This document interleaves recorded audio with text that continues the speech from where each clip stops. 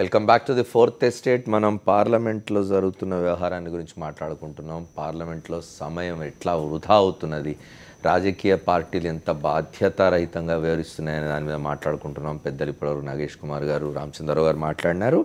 మీరు కూడా మాట్లాడచ్చు. 9505508602 ఫోన్ చేసి చెప్పండి, మీ అభిప్రాయం చెప్పండి. ఎట్లా ఉంది పార్లమెంట్, ఏం జరుగుతుంది, చట్టసభలు ఇట్లాగైనా ఉండాల్సిందనే విషయం మీరు కూడా మాట్లాడవచ్చు. ఒకసారి నేను ఆనంద్ భాస్కర్ గారితో మాట్లాడతాను.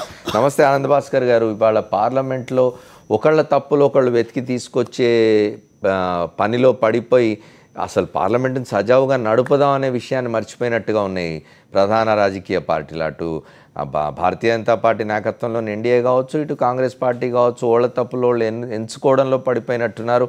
2 రోజులుగా అసలు సభ జరగడం లేదు. ఏం చేద్దాం?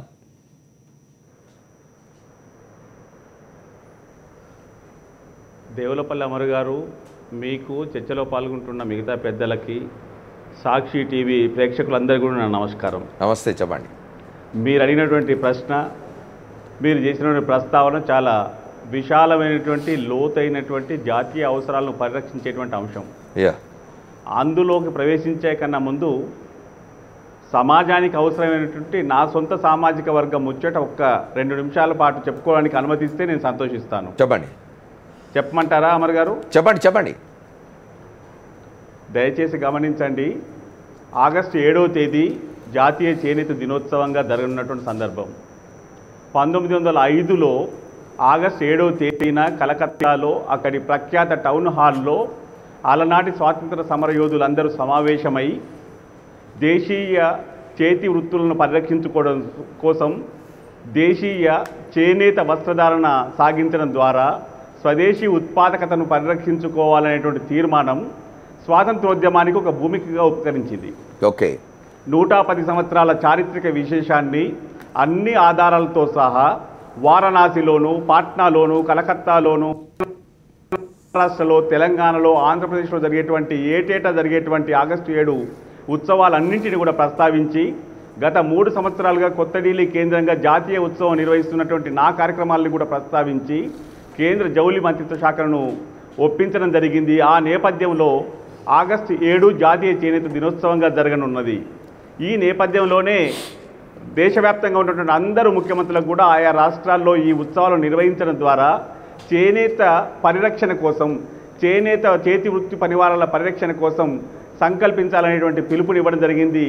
ఈ నేపథ్యంలో తెలంగాణ ప్రభుత్వం స్పందిస్తూ తెలంగాణలో ఆగస్టు 7వ తేదీన జాతీయ చేనేత దినోత్సవం సందర్భంగా చేనేత కార్మికుల రుణమాఫీ పత్రాలను మంజూరు చేసి ఉత్సవాన్ని నిర్వహించాలనేటువంటి సంకల్పం చేశారు.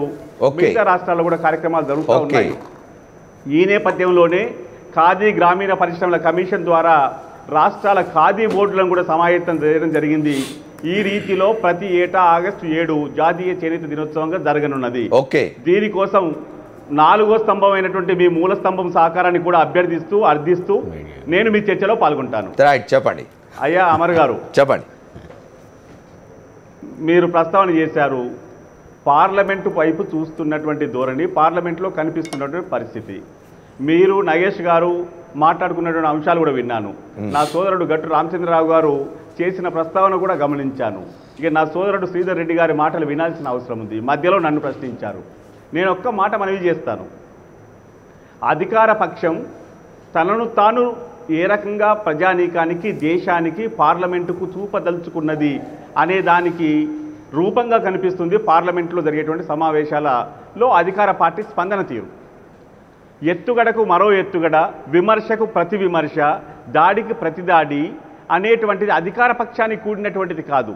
కానీ భారతీయ జనతా పార్టీ తన నిజ స్వరూపాన్ని, భారతీయ జనతా పార్టీ అగ్రనాయకత్వంలో పేరుకొని పోయినటువంటి పేడ ధోరణులు, నిరంకుశ ధోరణులు, వారిలో ఉన్నటువంటి అలసత్వం, వారికి ఉన్నటువంటి ధర్మ నిబద్ధత పట్ల ఉన్నటువంటి వ్యతిరేక భావం, నైతికత పట్ల ఏమాత్రం మర్యాద లేనటువంటి తీరు, రాజ్యాంగ భద్రత లేనటువంటి లక్షణం, ఇవన్నీ కూడా ప్రస్ఫుటంగా కనిపిస్తూ ఉన్నాయి.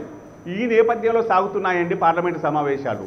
కాబట్టి ఆనంద్ భాస్కర్ గారు, వంతు ధర్మం, ఆనంద్ భాస్కర్ గారు, ఆలోచన, 1 సెకండ్. ఆనంద్ భాస్కర్ గారు, మీ నాయకుడు రాహుల్ గాంధీ కూడా వాళ్ళందరినీ తీసేస్తే తప్ప, రాజీనామా చేస్తే తప్ప చర్చ జరగనివ్వను అనడం ఎంతవరకు సబబు?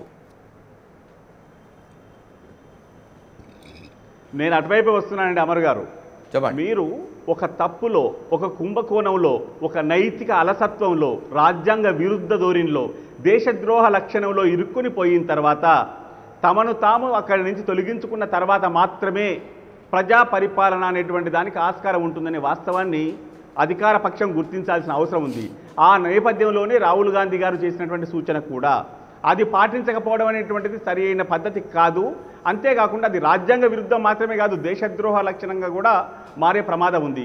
కుంభకోణాల కుప్పను తీసుకొచ్చి పార్లమెంటుకు అడ్డంగా పెట్టిన తర్వాత పార్లమెంట్లో ఉన్నటువంటి మిగతా పక్షాలు, ముఖ్యంగా ప్రతిపక్షాలు మాకు సహకరించాలి, మేము చెప్పిన దానికి డోడు అనాలి అని అంటే అది ప్రజలకు మేము చేసే ద్రోహంగా మారిపోయే ప్రమాదం ఉంది. కాబట్టి మా ధర్మాన్ని మేము నిర్వర్తిస్తున్నాం. శ్రీధర్ రెడ్డి గారు మీరు చెప్పాలి. ఇప్పుడు దీనిలో 2-3 అంశాలు ఉన్నాయి. ఒకటి, అంటే మీరు కూడా భారతీయ జనతా పార్టీ కూడా ఇప్పుడు అధికారంలో ఉన్నారు. మీరు సరే ఇంతకుముందు నగేష్ చెప్పినారు ప్రతిపక్షంలో ఉన్నప్పుడు అరుణ్ జైట్లీ ఏమన్నారు అనేది. ఇవాళ మీరు అధికారంలో ఉన్నారు. అధికారంలో ఉన్నప్పుడు మీ పార్టీకి సంబంధించిన ముఖ్యమంత్రుల మీద, కేంద్ర మంత్రుల మీద వచ్చిన ఆరోపణల విషయంలో మీరు సక్రమంగా జవాబు చెప్పుకోవడానికి మానేసి మీరు కాంగ్రెస్ ముఖ్యమంత్రుల వెనకాల ఏం జరుగుతుందని తవ్వే ప్రయత్నాలు చేయడం కానీ మీరు కూడా కాంట్రిబ్యూట్ చేస్తున్నారు కదా పార్లమెంట్ నడవకుండా ఉండడానికి. ఇప్పుడు పార్లమెంటు మొదలయ్యేటటువంటి పూర్వరంగంలో పోయిన 15-20 రోజులుగా రైట్ ఈ యొక్క వాద ప్రతివాదాలు లేకపోతే ఆరోపణలు, ప్రచారోపణలు జరుగుతూ ఉన్నాయి. ఎస్, వ్యాపం కుంభకోణం గురించి కానివ్వండి, లేకపోతే కొన్ని మాసాలుగా జరుగుతుంది. కొన్ని మాసాలుగా వ్యాపం గురించి మీరు మాట్లాడుతూ ఉన్నారు, కుంభకోణం అంటూ ఉన్నారు. తర్వాత వసుంధరాజా గారి విషయం కానివ్వండి, లేకపోతే సుష్మా స్వరాజ్ గారి విషయం కానివ్వండి, ఎక్కడ కూడా భారతీయ జనతా పార్టీ వీటన్నింటికి కూడా క్లారిటీ ఇవ్వకుండా లేదు, సమాధానం చెప్పకుండా లేదు. పార్లమెంట్ బయట ఇప్పటికే పార్లమెంట్ ప్రారంభానికి ముందు మేము చాలా క్లారిటీ ఇచ్చాం. ఏమి ఇచ్చినారు? వెంకయ్యనాయుడు గారు చెప్పినారు ఎవరు తప్పు చేయలేదు, ఎవరు రాజీనామా చేయలేదు. ఇప్పుడు ఈ వేదిక అసలు తప్పులు జరగలేదు. ఈ వేదిక సాక్షిగా, ఈ వేదిక ద్వారా, ఇవాళ సాక్షి టీవీ ద్వారా వ్యాపం గురించి మేము చాలా క్లియర్గా ఇచ్చాం. ఇది కాంగ్రెస్ హయాంలో స్టార్ట్ అయింది. దిగ్విజయ్ సింగ్ గారి హయాంలో స్టార్ట్ అయింది. భారతీయ జనతా పార్టీ అధికారంలోకి వచ్చిన తర్వాత కుంభకోణాన్ని అంటే దాంట్లో ఉన్నటువంటి అవకతవకల్ని వెలికి తీశారు. మా పాలనలోనే దాంట్లో ఉన్నటువంటి దోషులను బయటపెట్టారు. తర్వాత చనిపోయినటువంటి నెంబర్ని ఇవాళ దేశంలో ఉన్నటువంటి మేధావులు, లేకపోతే ప్రతిసారి భారతీయ జనతా పార్టీని తప్పుదోవ పట్టించాలి, తప్పుగా చిత్రీకరించాలని కుహనా మేధావులు వీళ్ళందరూ కూడా కాంగ్రెస్ పార్టీ విష ప్రచారానికి లోనే మాట్లాడుతున్నారని నా ఉద్దేశం. వ్యాపం కుంభకోణంలో లేకపోతే తప్పు అవకతవకలు బయటికి తీసిందే మేమని చెప్పాం. అయినా మీరు శివరాజ్ సింగ్ చౌహాన్ గారు తప్పని చెప్తారు. మీరు సిట్టు వేశారు, దర్యాప్తు జరిపిస్తూ ఉన్నారు, అనేక వందల మందిని అరెస్ట్ చేశారు, తల్లిదండ్రులు కూడా కొంతమందిని అరెస్ట్ చేశారు, కొంతమంది ఉద్యోగాల నుంచి తొలగించారు. ఇవాళ మీరు అడిగితే సిబిఐకి ఆ కేసును రిఫర్ చేశాము. సో అంతటితోటి భారతీయ జనతా పార్టీ తన చిత్తశుద్ధి అక్కడ నిరూపించుకుంది. వసుంధరాజే గారి విషయంలో అరుణ్ జైట్లీ గారు చాలా క్లియర్గా అడిగారు, ఏ చట్టం ప్రకారము ఏ సంస్థ కేసు పెడితే దేని బేస్ చేసుకొని మీరు అడుగుతున్నారంటే కాంగ్రెస్ పార్టీ దగ్గర సమాధానం లేదు. లేకపోతే సుష్మా స్వరాజ్ గారు స్వయంగా తానే బయటకు వచ్చి నేను మానవతా దృక్పథంతో ఆయనను మన ఇండియా నుంచి ఇంగ్లాండ్కి పంపించింది భారతీయ జనతా పార్టీ కాదు, కాంగ్రెస్ పార్టీ ఉన్నప్పుడు ఆయనకు పాస్పోర్ట్ ఇచ్చారు, వీసా ఇచ్చారు, రెడ్ కార్పెట్ మన దేశం నుంచి పంపించారు.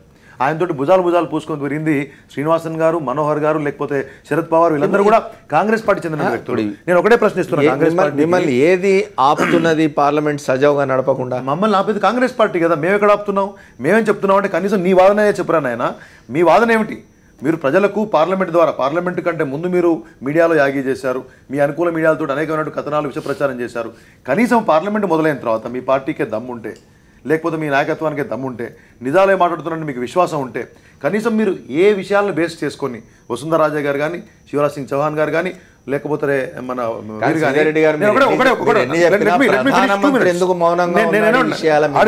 వస్తా నేను అడిగేది ఏంటంటే మీ వాదన ఏంటి వినిపించండి దేశానికి, మాకు మాట్లాడే అవకాశం ఇవ్వండి, ముందు మీరు మాట్లాడండి. కానీ రాహుల్ గాంధీ మాట్లాడితే మీ డొల్లతనం బయటపడుతుంది.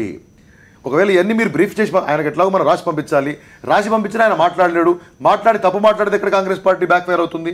ఇవాళ మేము అనలేదే, మీ సొంత పార్టీ మాజీ మంత్రి ప్రస్తుత ఎంపీ శశిధర్ అన్నాడు మనం పార్లమెంట్ ఆపడం సరైన పద్ధతి కాదంటే సోనియా గాంధీ గారు ఆయన మీద విరుచుకుపడతారు. ఇవాళ మల్లికార్జున్ ఖర్గే కనబడట్లేదు ఎక్కడా కూడా. ఇవాళ ఎక్కడ కూడా గులాం నబీ ఆజాద్ కనబడట్లేదు. రెండు సభల్లో ఉన్న నాయకులకు వాయిస్ లేదు. ఇదంతా కూడా రాహుల్ గాంధీ గారిని ప్రొజెక్ట్ చేసుకోవడం కోసం, ఉనికి కాపాడు కోసం చేసేటువంటి ప్రయత్నమే తప్పితే కాంగ్రెస్ పార్టీ వాదనలో పసలేదు. Right. ఇవాళ మీరు కాంగ్రెస్ పార్టీ విష ప్రచారానికి లోనై మాట్లాడే మేధావుల యొక్క ప్రశ్నలకు ప్రతిరోజు సమానమైన ఇవాళ ఒకటి విషయం పార్లమెంటులో మీరు అన్నారు చాలా ముఖ్యమైన విషయాలు ఉన్నాయి. ఇవాళ లేబర్ రిఫార్మ్స్ తీసుకొచ్చారు, చాలా కార్మిక సంస్కరణలు తీసుకొచ్చారు, రైతులకు సంబంధించిన సమస్యలు వస్తు సేవల బిల్లు, జీఎస్టీ సంబంధించిన చట్టాన్ని మీరు సవరించాలనే ప్రయత్నంలో ఉన్నారు. దానిలో మంచి చెడ్డల గురించి మాట్లాడుతున్నారు. జీఎస్టీ బిల్లు చాలా ముఖ్యమైనటువంటి పన్నుల సంస్కరణ 2006 నుంచి ఆగినటువంటి సంస్కరణలో మీరు రాజ్యసభలో సెలెక్ట్ కమిటీ పంపిస్తే కూడా వాళ్ళు ఇచ్చినటువంటి నివేదిక ఆధారంగా జీఎస్టీ బిల్లు ఉంది, భూ సంస్కరణ బిల్లు తీసుకోవాల్సిన అవసరం ఉంది. ఇవన్నీ కాకుండా ఇవన్నీ మాట్లాడితే ఏమవుతుంది, మేము చేసిన అభివృద్ధి మా యొక్క ముందు చూపు ప్రజలకు తెలియజేస్తుంది. అది కూడా వీళ్ళు ఒకటే లాస్ట్ పాయింట్ నేను చెప్పబోతున్నాను. వీళ్ళన్నీ నల్ల బ్యాండ్లు కట్టుకొని వస్తున్నారు. దానికి ఒక సింబాలిక్ నేను చెప్తాను. Your past was completely with black remarks. Hence you are wearing black ribbons. You are eligible to that. People will continue to block you forever for the future. You have also attended parliament with black ribbons. Yes, you must remember that. But I am talking about Congress parties past and present and future. మీలాంటి youngsters కొంతమంది parliament లో ఉన్నారు. First time parliament కి వెళ్ళిన వాళ్ళు వాళ్ళు అసలు ఈ పార్లమెంట్ సమావేశాన్ని ఎట్లా చూస్తున్నారని చెప్పి ఒకళ్ళిద్దరు పార్లమెంట్ సభ్యులతో మాట్లాడదాం. మిథున్ రెడ్డి గారు ఉన్నారు, ఫస్ట్ టైం ఎంపీ, వారితో మాట్లాడదాం. వైఎస్ఆర్ కాంగ్రెస్ పార్టీ పార్లమెంట్ సభ్యులు. మిథున్ రెడ్డి గారు చెప్పండి, how is your experience in the parliament? నమస్కారం అండి అమర్ గారు. నమస్తే, చెప్పండి. ఈ రోజు పరిస్థితులు చూస్తుంటే అంటే చాలా బాధాకరము. విలువైన సభా సమయం అంతా చాలా వృధా అవుతుంది. వ్యక్తిగత ప్రతిష్టకు పోయి బీజేపీ కానీ ఇటు కాంగ్రెస్ కానీ ఏదో కాంగ్రెస్ వచ్చి గొడవ చేస్తే మేము అంటే మా గొప్పతనం చూపించుకున్నట్లు, లేదు బీజేపీ కాంగ్రెస్ ని కంట్రోల్ చేస్తే ఈరోజు మేము గొప్ప అన్నట్లు ఈరోజు నడుస్తూ ఉంది. చాలా అంటే మంచి సమయం అంతా వృధా అవుతుంది. ఈ రోజు చాలా అంశాలు ఉన్నాయి మన రాష్ట్రంలో. అదేవిధంగా చాలా సీనియర్ పార్లమెంటరీన్స్ ఉన్నారు, వాళ్ళు మాట్లాడుతుంటే చాలా ఇంపార్టెంట్ పాయింట్స్ మాట్లాడతారు. అదేవిధంగా వాళ్ళ నుంచి చాలా విషయాలు నేర్చుకోవచ్చు. అంటే వ్యక్తిగత దూషణలు లేకుండా జరుగుతుంది. చర్చలు జరిగినంత వరకు పార్లమెంట్ లో చాలా అంటే చాలా ఉపయోగకరంగా జరుగుతుంది. మన రాష్ట్ర అసెంబ్లీకి భిన్నంగా పార్లమెంట్ లో చర్చ జరుగుతుంది. ఈ రోజు మన రాష్ట్రంలో చాలా మంది రైతులు కరువు పరిస్థితులు రాష్ట్రంలోనగా దేశం అంతా కూడా ఆత్మహత్యలు చేసుకుంటున్నారు. ఇది వరకు బీజేపీ కూడా వాటిపైన సీరియస్ గా తీసుకోవాల్సిన అవసరం ఉంది. అదేవిధంగా మన రాష్ట్రానికి కావాల్సిన స్పెషల్ స్టేటస్ ఏదైతే ఉందో చాలా సార్లు వైఎస్ఆర్ కాంగ్రెస్ పార్టీ ఎంపీలు మేము ఫస్ట్ టైం ఎంపీ అయినా కూడా 0 hours లో ప్రస్తావించడం జరిగింది. వాటిపైన కూడా కాంక్రీట్ గా ఇది వరకు రిప్లై ఏం లేదు సెంట్రల్ గవర్నమెంట్ నుంచి. వాళ్ళు కూడా నాంచివేత దారితోనే ఈ రోజు ముందుకు పోవడం జరుగుతోంది. అదేవిధంగా ఈ తెలంగాణ వల్ల ఈ రోజు అంటే సపరేట్ కోర్టు కావాలని చెప్పి కూడా వాళ్ళు మనం అంటే డివిజన్ చేయాలని చెప్పి కూడా మిథున్ రెడ్డి గారు, ఇప్పుడు భారతీయ జనతా పార్టీ నాయకత్వంలోని ఎన్డీఏ కానీ ఇటు ప్రతిపక్షంలో ఉన్న కాంగ్రెస్ కానీ వాళ్ళ ప్రయోజనాల కారణంగా వాళ్ళు మాట్లాడుతూ ఉండొచ్చు, సభ సజావుగా జరగకపోవడానికి కాంట్రిబ్యూట్ చేస్తూ ఉండొచ్చు. మీలాంటి పార్టీలనే వైఎస్ఆర్ కాంగ్రెస్ పార్టీ కావచ్చు, టీఆర్ఎస్ కావచ్చు, అంటే ఈ ప్రాంతాల నుంచి ఉన్న పార్టీలు ఇవి. ఇతర ప్రాంతాల నుంచి కూడా కొన్ని అంటే సైజబుల్ నంబర్ ఉన్న పార్టీలు ఉన్నవి కదా, మీరంతా ఎందుకు వాళ్ళ ఈ రెండు పార్టీలను దగ్గరికి వెళ్ళి రిప్రజెంట్ చేసి ప్రాపర్గా నడపండి అని చెప్పే పరిస్థితి ఏం లేదా? అంటే మాట్లాడే అవకాశం వచ్చినప్పుడు చాలా సార్లు మేము కూడా చెప్పడం జరిగింది. వ్యక్తిగతంగా నేను కూడా చెప్పడం జరిగింది. మనము ఈ పార్లమెంట్ లో మాట్లాడేదానికి ప్రతి ఒక్కదానికి మనం అర్థం ఉండాలి, ప్రజలకు జరిగే విధంగా ఉండాలని చెప్పి కూడా చెప్పడం జరిగింది. కానీ మేజర్ పార్టీసే ఈ విధంగా వాళ్ళు కొట్లాడుకునేటప్పుడు మన నంబర్స్ సరిపోవు వాళ్ళని మనం అంటే బిఎస్సీ మీటింగ్ లో కూడా మేము రిప్రజెంట్ చేసి చెప్పడం జరిగింది స్పీకర్ గారికి. మేడం ఈ విధంగా టైం వేస్ట్ చేసుకుంటూ పోతే చాలా నష్టం జరుగుతుంది మేడం, మా రాష్ట్రం ఇప్పుడే నష్టపోయింది చాలా సార్లు చెప్పడం కూడా జరిగింది. థ్యాంక్ యూ మిథున్ రెడ్డి గారు, థ్యాంక్ యూ ఫోన్ లైన్లో వచ్చి మాట్లాడినందుకు. నేను నగేష్ గారితో మాట్లాడడం ఇంకొక షార్ట్ బ్రేక్ తీసుకుంటాను.